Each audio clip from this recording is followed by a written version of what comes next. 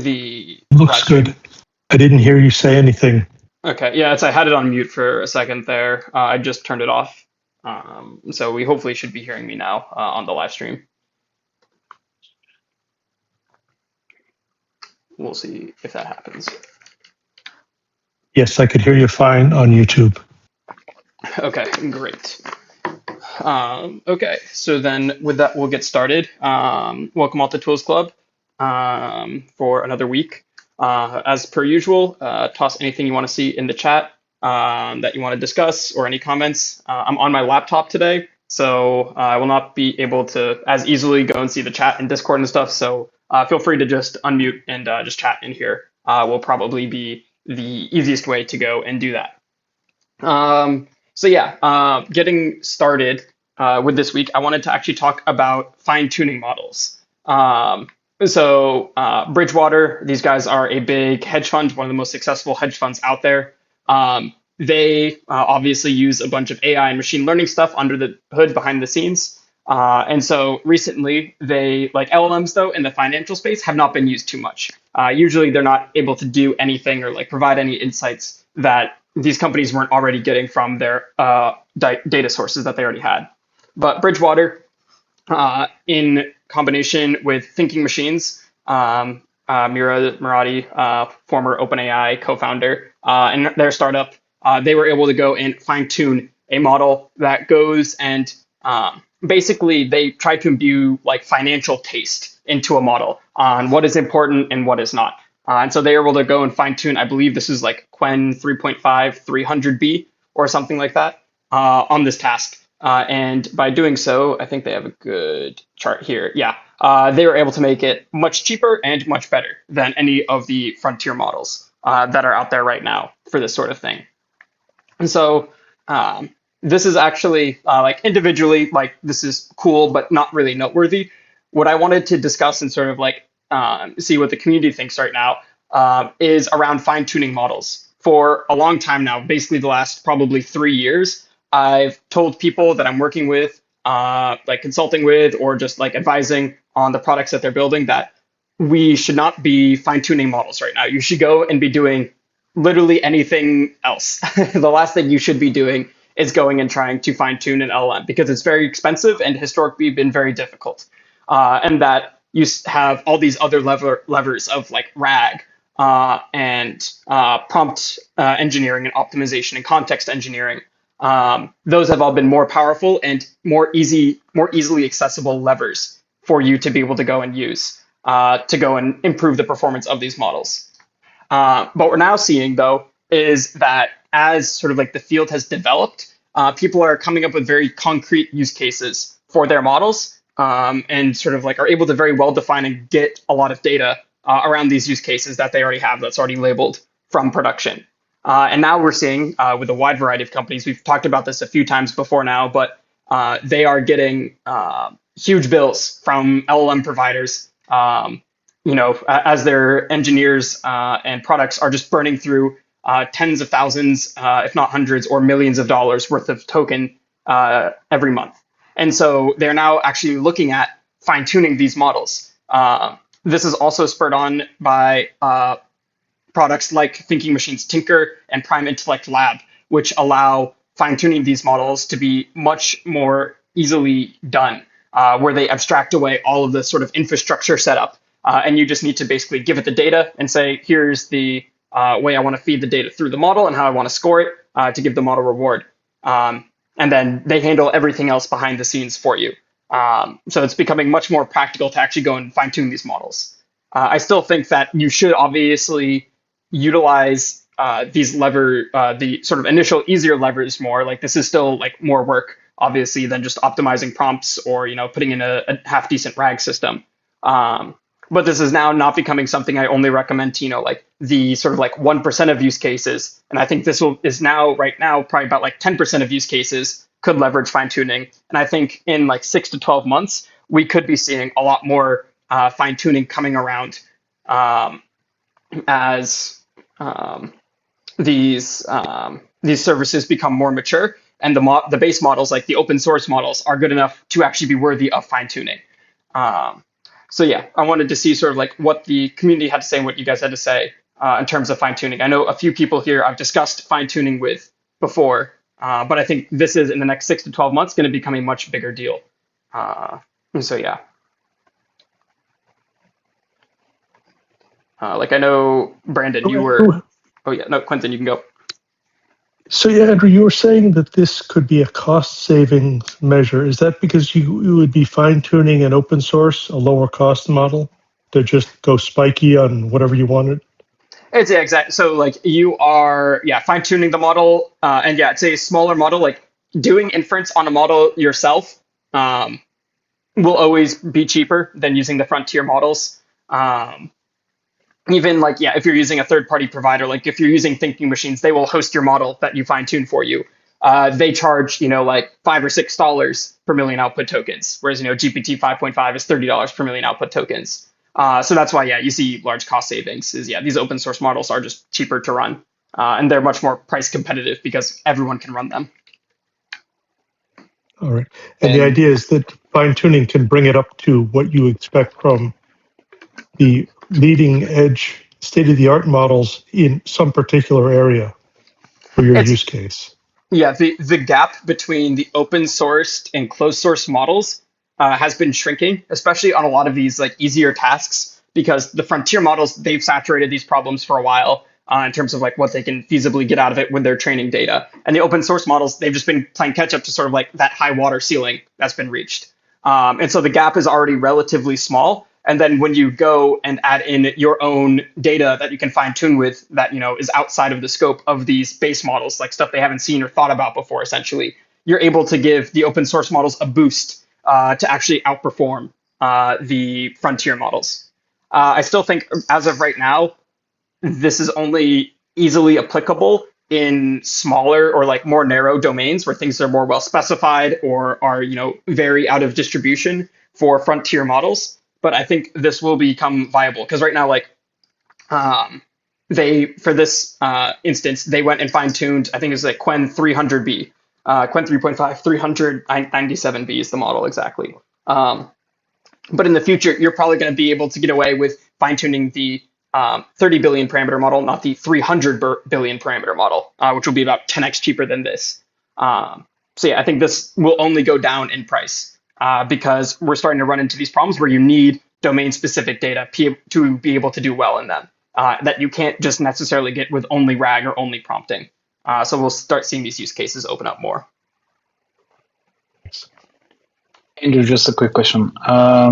If I remember correctly, one argument against using fine-tuned models was that in the like general big enough models, which can do which can be more generalist, their performance will drop in unrelated tasks. So like if you like fine-tune a model, maybe it performs slightly better on your specific use cases, but then it will perform quite worse on like other tasks. Is that still the case? Yeah, that is still the case. It's actually interesting that you bring that up because thinking machines, they're the ones that came out with, I believe, what's this connectionism somewhere over here.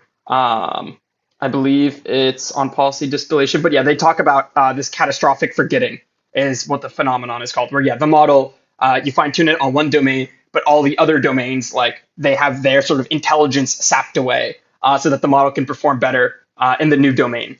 There are ways of going and getting this capability back using on-policy distillation, which is a very good read. I think this is also becoming a very strong lever for people to use during fine-tuning.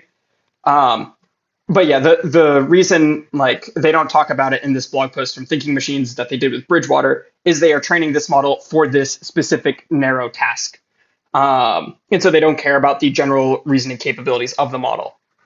Interestingly, the way that Thinking Machines and also Prime Intellect Lab, the way they train their models is using LoRa's, which if you don't know, LoRa's are little like small weight adapters you would add onto the model. So you still have the same big, large base model you load in, and then you add in these little adapters that fine tune the model, or yeah, apply the fine tune to that model. So you still have access to the original base model for general questions, but you can add in these LoRa's as needed for specific use cases. So that way you can only run, or you only have to run one big model then with a bunch of lures fine-tuned for specific use cases. And that way you have, like 4 specialized models and a general model that is being run.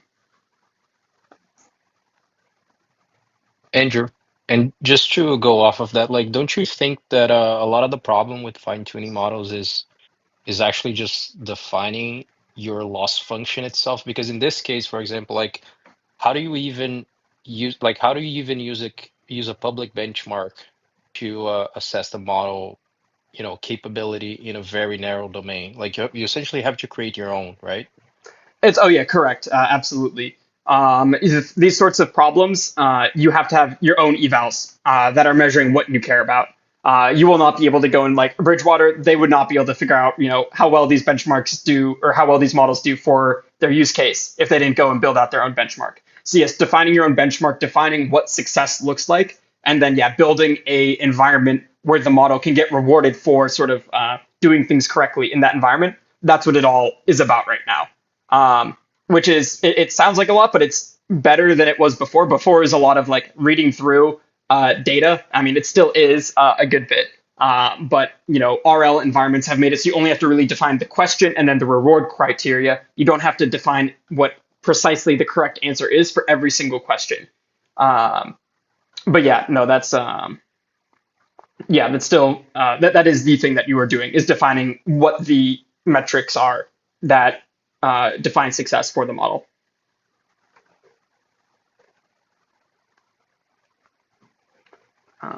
And so that's why, like, for when I've been working with companies on rolling out sort of like AI powered products, one of the things that I emphasize heavily that you sort of need to build out of the gate are evaluations. I think if you're building an enterprise or sort of like customer facing AI product and you have no way of evaluating it, either before you actually go and release the system to the users or while the system is actually running, you have no way of measuring it at either point, then you're just sort of flying blind. Like any software engineer, if you deployed a regular software system like that, would think you're crazy, where you're not actually capturing any user metrics, things are succeeding, if things are failing. It's not very smart to go and do that. So I think this is sort of like a part of the standard operating procedure when you're using AI and building AI products is this eval. And now you're able to go and take those evals and convert them into a training environment fairly easily go and be able to go and train a model to do so.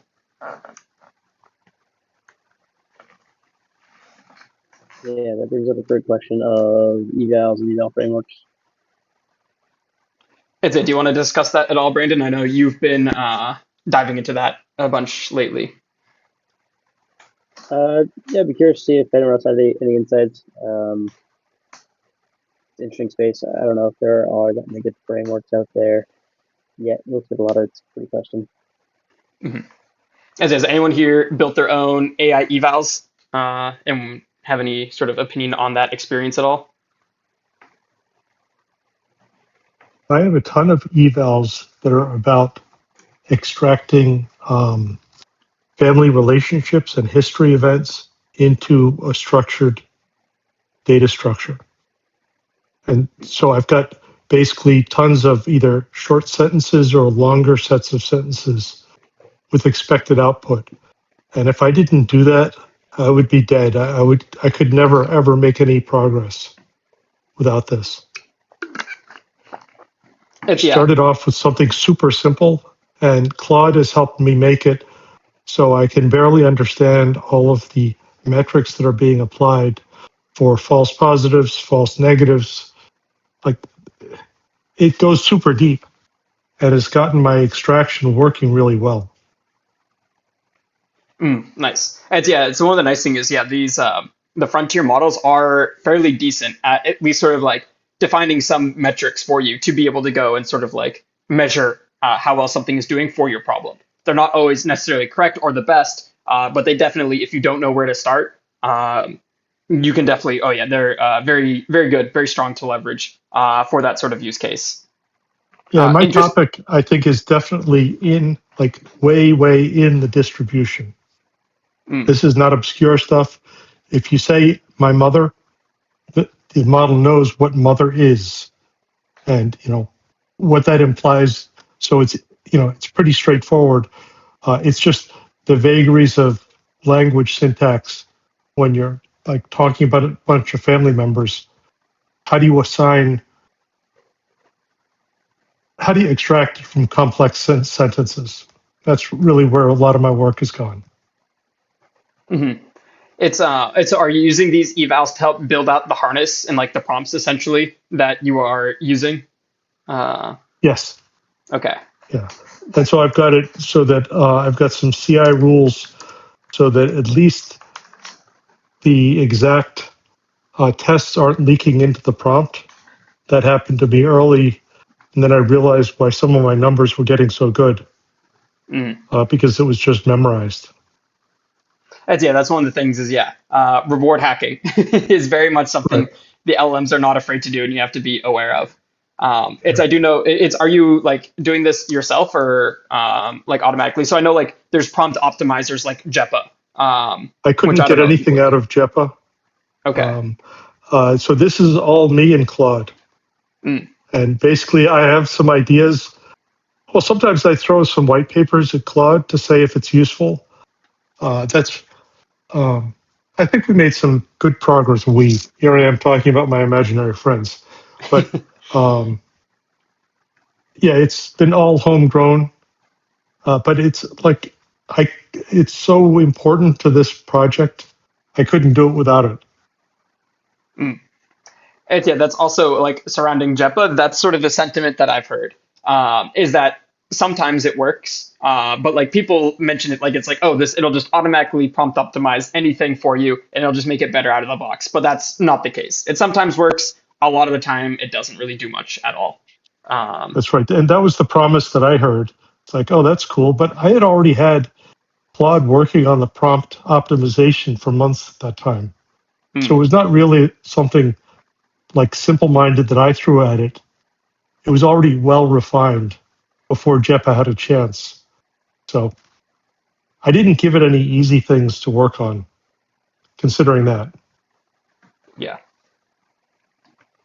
Uh, yeah, that's super cool. Um, So my latest part of the evals is because I want family histories to be extracted from the facts and the stories that you tell the model. Is how do you judge the prose that is created from the facts that you enter?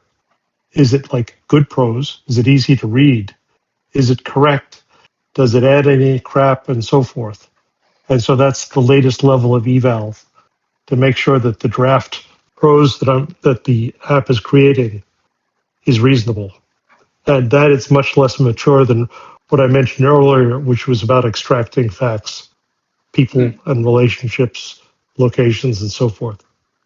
And how are you going about that? Because I know that is sort of like you're trying to measure taste, like how good is the model Right. writing? Is it slop or not? What have you found like works for measuring that sort of thing? So I think a lot of people are interested in that. So let me see. I could be more prepared next time, but there are 5 dimensions. And the one dimension where I needed to use a different model was basically the hallucination dimension. So one dimension is, are you missing things? One, did you add things that didn't exist? And then I forget some of the others. But Mhm. I brought in Opus because Gemini is my main model. 3.1 Pro generates the prose, and I have Opus checking to make sure that it's in good shape. But it came in sort of pre-saturated. Like I'm having a hard time getting bad prose with these tests. So I'm not sure if I'm not trying hard enough. I'm still working on it. But Mm. it came in most cases, good scores. Like, oh, I need to try harder because it's no good if everything is an A. It's that's one of the things when I've been building out sort of evals with LLMs is they tend to produce relatively easy evals. Like a lot of them that I've gone and made are usually like 80 or 90% accuracy, just like out of the box for the eval that you get with no tuning of anything. I find that they really struggle with those sort of like really deep and nuanced evaluations to really suss out where the issues are with the model. Um, Yeah. And the next phase for the pros evals really is going to have to wait until I have a bunch of users so that I can have people who aren't me looking at this saying, this is not crap or this is crap or something about it. Because now, I think all my stuff is good and Gemini's happy with it, but that's not really the point. It's got to be good for humans. mhm. It's and then final question, and then we'll move on here. But it's how are you using LLM as a judge for evaluating the pros, or are you Yes. using some other method? Okay, No, it's absolutely LLM as a judge. okay, For cool. the extraction, it can be very crisp because they're specific facts, relationships, and events. I, you know, it, but here it's LM as a judge that is much more subjective. Hmm. It's yeah, okay, cool. Um, it's yeah, it's I know yeah, LLMs as a judge for like pros and like the issues that they are the slop creators and they inherently That's right. think that the slop sounds good, and so uh, it's yeah, I find it interesting. Yeah, trying to measure sort of like quality and how you define quality becomes very specific. Yes. For the judges. So yeah, that's super cool. Um, yeah, Actually, quick question. yeah. Are there any frameworks that exist for evals, or is it literally just like you're just saying like, oh, like have LLM like look like a second LLM check, or like have like you just create the evals from scratch? In my case, this has all been wired together for my particular app. It's all homegrown. I looked at some of the frameworks, and it didn't seem to be a good match.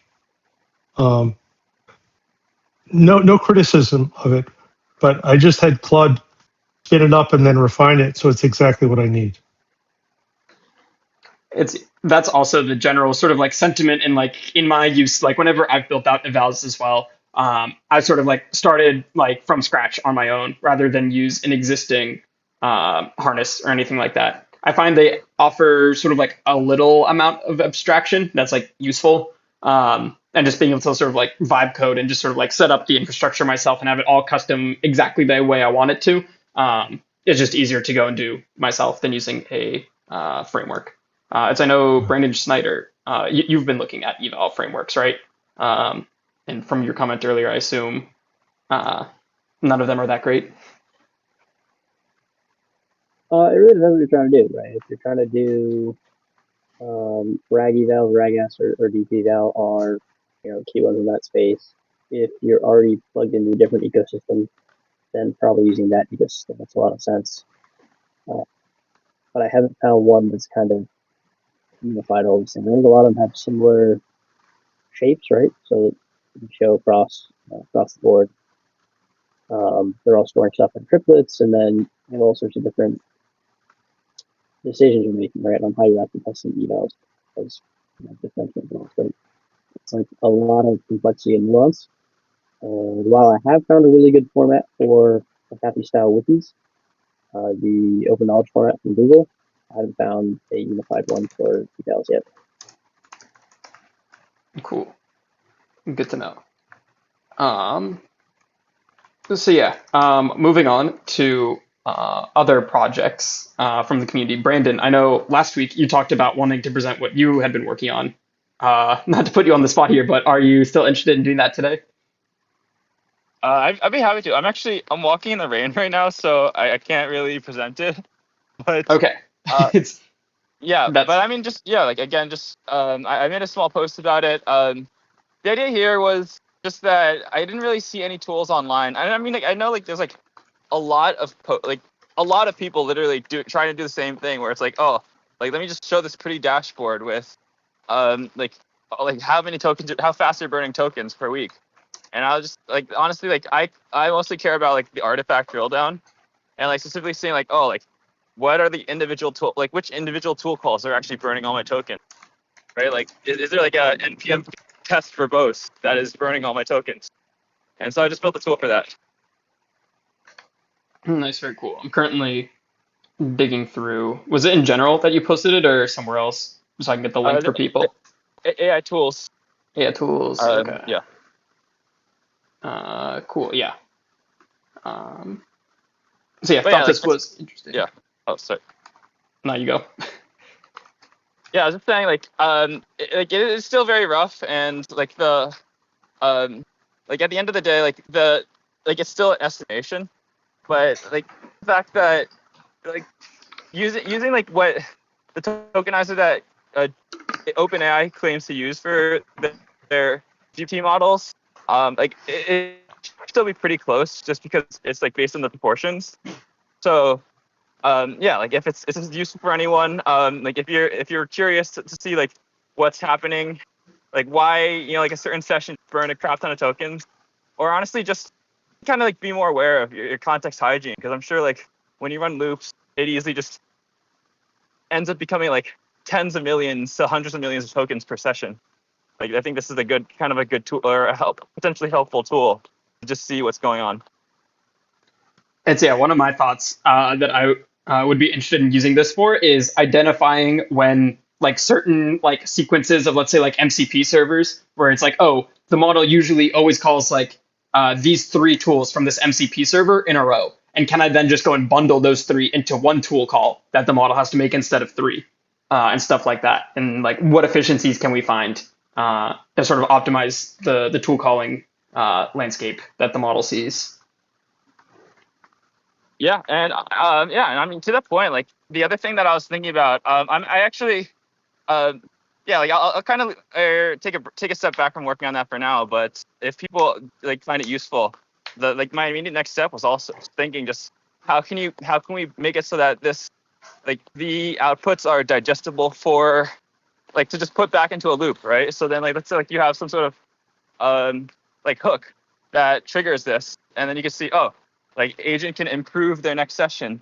Say, okay, like we'll reduce, like we'll change the steering a bit to just, I don't know, like call like certain tool calls less, right? Like, or like a big one for me was like I realized, and I feel like this is kind of like a simpler case, but like for the most part, like test calls don't really need to burn more than just like one line tokens, like just because all you need to do is just see, oh, like which tests are failing, and then look at those individual tests. So yeah, kind of just hopefully helpful, and honestly just hopefully useful at this point. You know, Brendan, it seems like this would be a good capability to have in like the frameworks like Claude Code or Codex to self-introspect, because they're running in various environments. Well, it's maybe not in their interest because they sell tokens, but it would be very cool to have it be smart and maybe have some skills that just figure it out. Like, well, this is definitely not paying off. We just dropped 1 million tokens for very little benefit. Yeah, absolutely. I mean, like honestly, like the whole thing that spawned this is this fact that like Codex just doesn't show any information on individual tool calls, or like how many tokens they burn. So, but yeah, I mean, like honestly, I think probably the bigger issue is just that there's not really any like specific outspoken community interest probably towards the specific tool calls. But I think as far as most people are concerned, like they're just like, oh, I just want my Codex subscription to burn less tokens and for me to not run out on a $20 plan. So, but yeah, like I think as time goes on, like we're gonna, like I feel like, especially as like GPT 5.6 comes out, like I'm sure there's probably gonna be a subset of people who are just very, very interested in just diving into how can I get the most out of more expensive models, so that I don't have to, like I can have the best of both worlds, right? Like burning less compute, burning less tokens, but also not having to switch to like a lower quality model and deal with lower quality output. And yeah, I think, yeah, this is super cool. I think there's also sort of like a field outside of like Codex and Claude Code of just people who are building harnesses in general. Even if it's not this tool, I think these are the ideas and like the statistics essentially you need to be looking at when you're building a harness and like getting insights into it, like talking about sort of like evaluating models. This is one of the axes that you should be evaluating models on. is sort of token usage and like optimal tool calling, that sort of thing. So yeah, I think this is useful and something that people should be thinking about across the board to help minimize their token usage and maximize what they're getting out of these models. Yeah, super cool. Thank you for sharing that, Brandon. I mean, thank you for bringing it up, Andrew. Okay. Moving on now, still in the sort of like evals world. I saw this week, which is Dax. This is the guy. He's sort of, I believe, the lead of Open Code, which is like open source Claude Code, essentially. If you haven't heard of it before, meant to work. They have a really cool Go coding plan.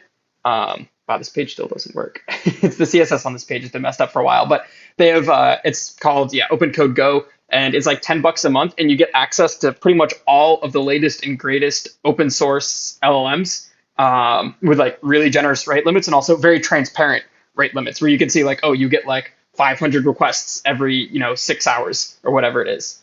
But anyway, he was talking about what he's doing right now for code review. And I thought this was interesting. I wanted to see what the community right now is doing for that. So he's saying that he has moved on from just reading entire diffs, that the agent outputs, and instead have it go and sort of like summarize, here is what I did in each file. And then based on those summaries of what it did, he's able to suss out whether or not it did sort of what he wanted it to do in the way he wanted it to do it or not. So yeah, he says, like just the general files that it's operating within, and then also like the function signatures of what's getting passed in and out. That's what matters, but like the actual implementation matters less. And so yeah, I thought that was interesting, and I wanted to hear what people are doing right now for code review, if anything at all. Like, is everyone just vibe coding nowadays, and just not caring about it at all, what the code looks like, or do you have something else that you do? Yeah. Oh, actually, I have some thoughts here. So yeah, Yeah. I mean, honestly, like I feel like I'm still kind of behind in some ways, where it's like I see other people talking about like spinning up like 7 sub agents to all code. I'm like, crap, I'm still like looking at one and just like stressing out over, oh crap, like what is this one agent even doing what I'm asking it to do? And so just the general way I've been approaching it is I've kind of gotten into the habit of, and you can actually kind of see this in like the token profiler project, but I put more focus on kind of like specific modules where I just make sure very clean separation of responsibility, and then I have just documentation on each contract that the module is supposed to follow, so that like the idea here is like any given like task that an agent executes, it should not ever like go like understand the internals of another module, and like it just assumes that contract is correct. And so like the general way I evaluate whether it's the code's doing what I want it to is whether the code still just respects that module boundary, like the contract. And like the worst case scenario, if something goes wrong, then it's isolated to one specific module. Nice. I feel like this aligns very much with sort of Dax's take here, where he says, like files and functions and their signatures are what matter. And maintaining that contract between all of them. I know this is like the general structure that I have for a lot of my templates, which is where I start from, is sort of trying to imbue the structure and sort of like contracts similar to this into them, and then let the agent sort of like run wild within that. And as long as it still adheres to those rules, I don't care too much about what the code looks like under the hood. So this is cool. Because I'm also of the same mind as you, Brandon. I am not someone that spins up a bunch of agents usually. I'm usually, one agent doing something, and then I, go and spot check it, make sure everything looks good, iterate on that, and then move on. As I don't have it building, massive features all at once.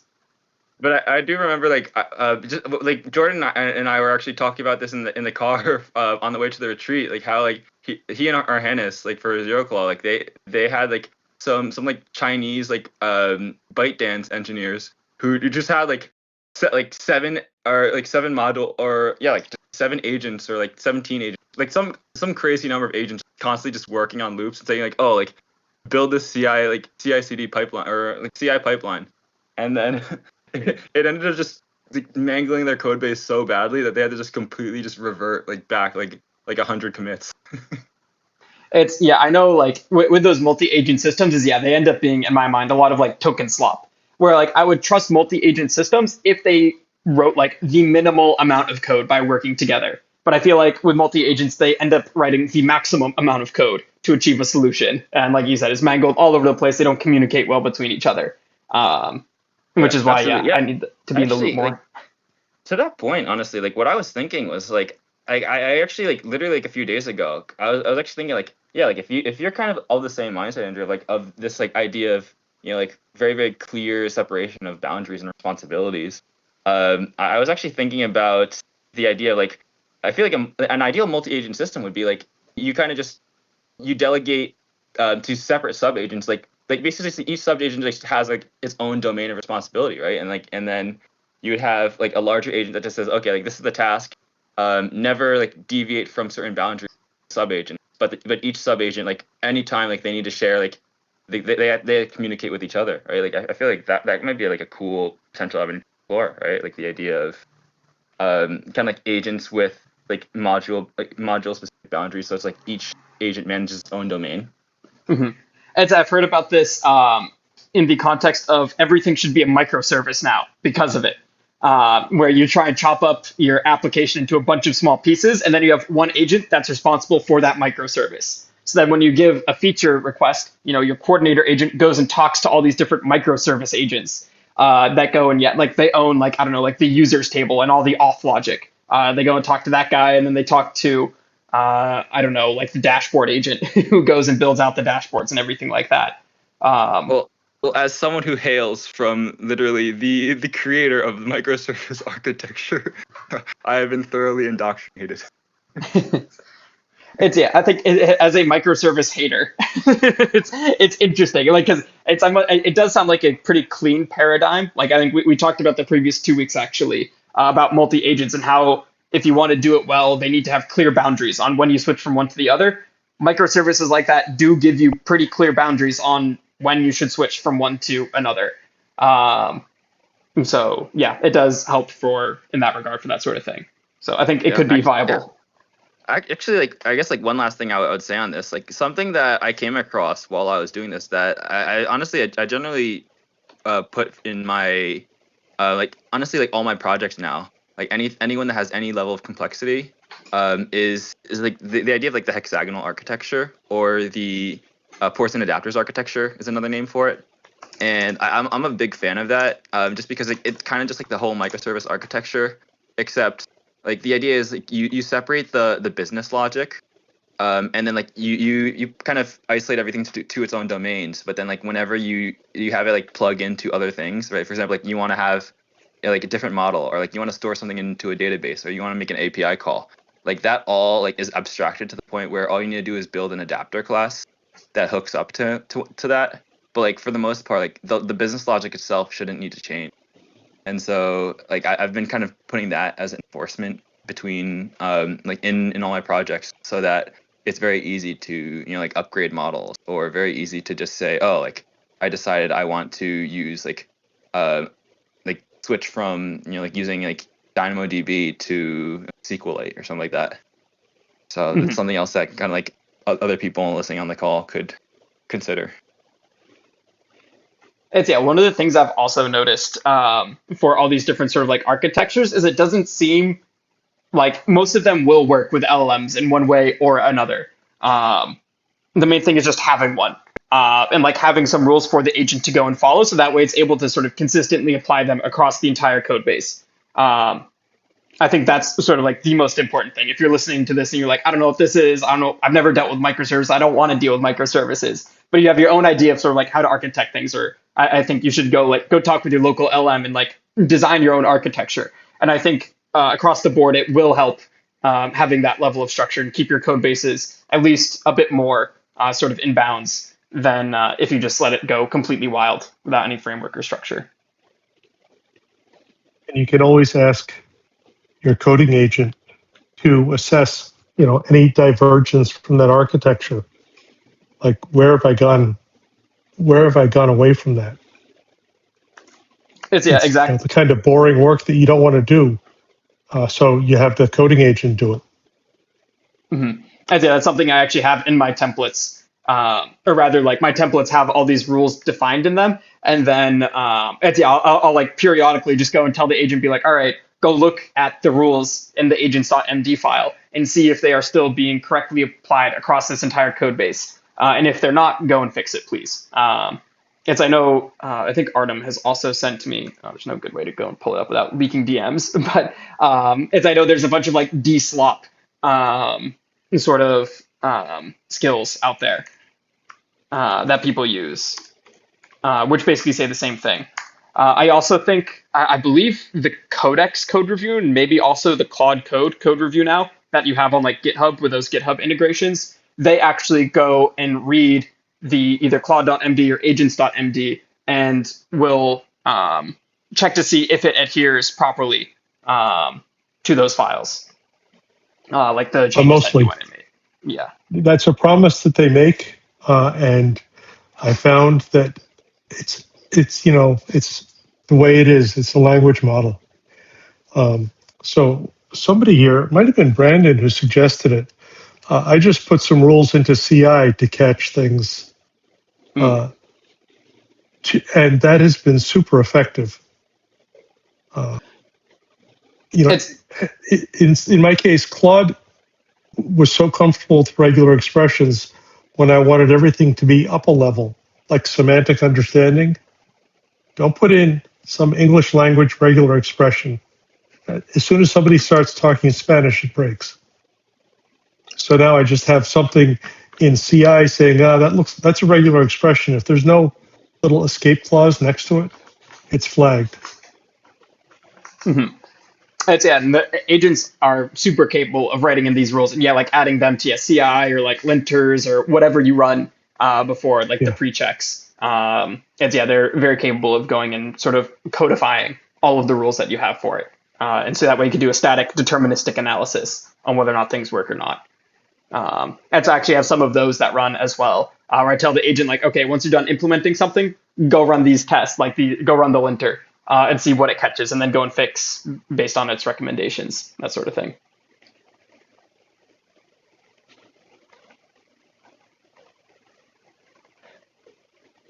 Cool. Also, actually, what I do, honestly, very, very simple. I just say, are there any God classes or God objects? And that usually catches most of. And specifically, I say, are there any or code smells? And then a lot of times they catch stuff that way too. Mm-hmm. I feel like just giving like a fresh agent, like just say like, all right, go and find all the issues with this code. Like I know like one of the big things is like my front end code, I don't have too much opinions on. Like front end is front end. The AI is good enough at it. But a lot of times there'll be like just a ton of duplicated stuff in there. So I'll literally just spawn an agent and say like, go find everything that's duplicated and like condense it all back down. Because a lot of times like I'll already have built all the helper classes, but some agent won't read the right file and we end up with copies of the same thing. I think like a bunch of like simple stuff like that helps.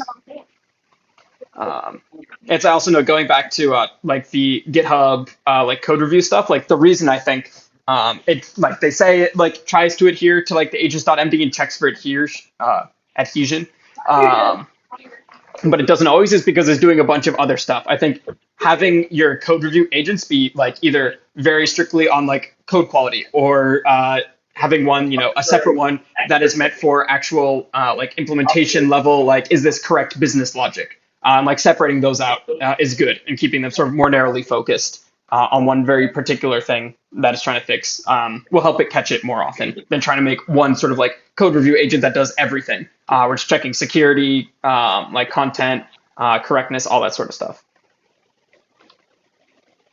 Actually, I'm kind of curious, Andrew. Like, I'm curious your thoughts on the idea of because I feel like, at least in my, I'm actually more open to codification moving forward, just because like I feel like I would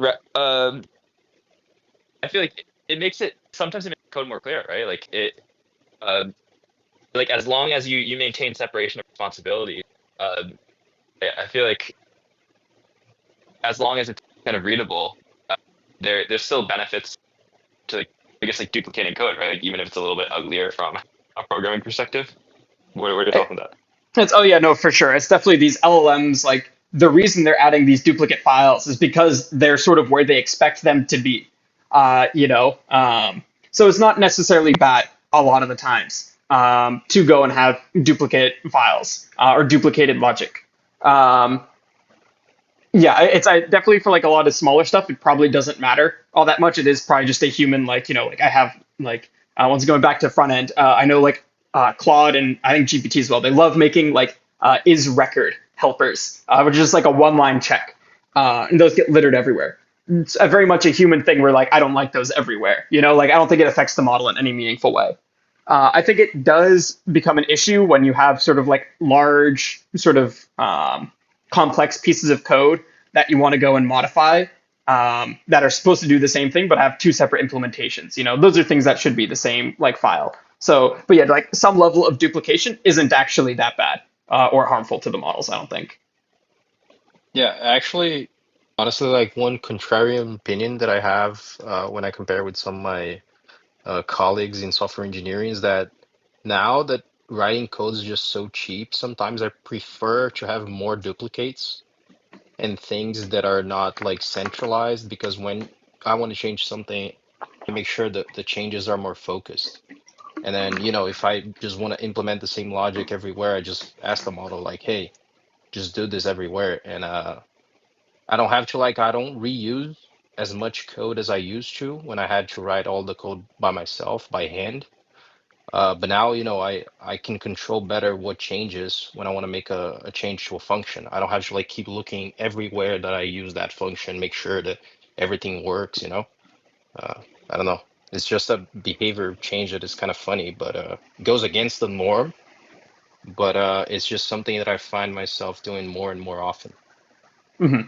And something like that also will help with the context management of the model as well, because the model will just have all the code it needs is in this one file already. Even if it's duplicated elsewhere, it doesn't need to know that it exists elsewhere. If you have like one central source, it has to go dig through your code base and go and find sort of like where that definition is. But if it's all like in one file or like one sort of like module, it's much easier for it to go and find and dig through all of that instead of having to find sort of like the super meta object, that exists in some abstraction file elsewhere.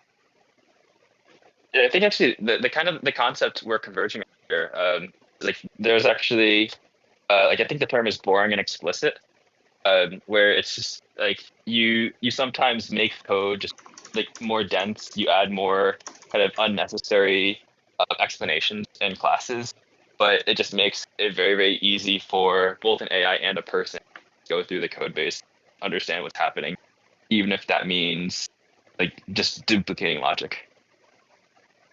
Mm-hmm.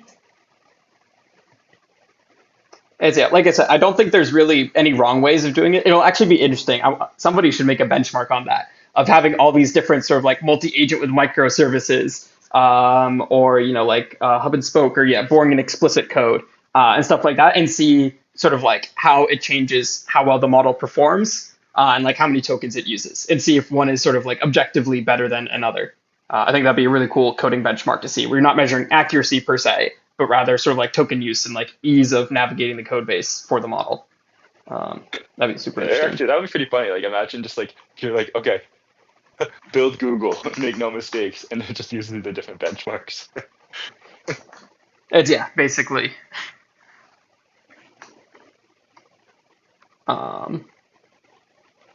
Cool. Any closing thoughts on that? Otherwise, we will wrap things up with a few small topics that I have to highlight. Seems not. So I just wanted to call out that model released this week, Chinese model from Tencent, one of the big players over there in China. I actually have no idea what they do, but they released a model.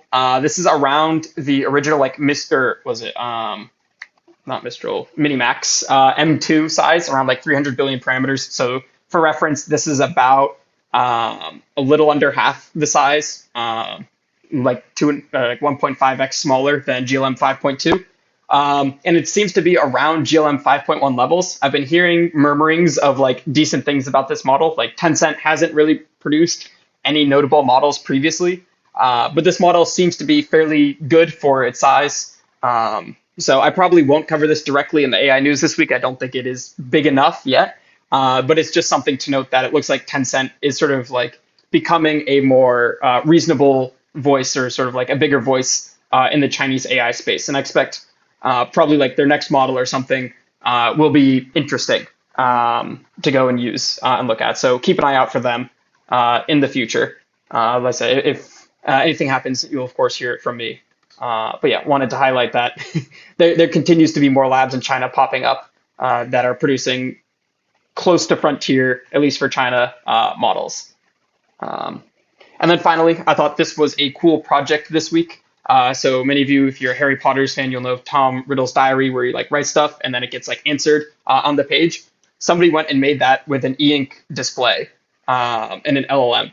So it will go and do sort of the optical character recognition, where it reads what you wrote, and then it will go and write back onto the page the answer for it. So I thought this was a pretty cool little demo here that they have, where I think it fades away and then there is the answer to it. So I thought this was a fun little project for some inspiration for anyone. I know like the physical hacks are always really cool to go and see integrating. I know like AI with typewriters. Some people have done stuff like that. So yeah, thought this was also cool. That's cool. So yeah, that's everything from me this week. Looks like we have 3 minutes. Any closing thoughts or comments before we wrap things up here? Well, the Harry Potter Tom Riddle diary makes me think that you should have a voice that says, "I'm Mr. Meeseeks," Good morning. It's the Whenever Meeseeks box. Yeah. Yeah, whenever you give it a request, it says can. Mm-hmm. That'd be a fun hack. I recall the guidance from that Harry Potter book was don't trust anything where you can't see where its brain is. And of course, that's our whole life now. Yeah, exactly. So yeah, it seems like that is all for this week. Thank you all for attending AI Tools Club.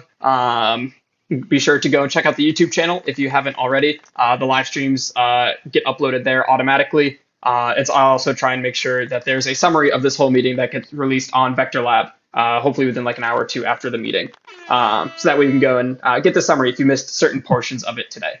Thank you all for coming. See you all next week.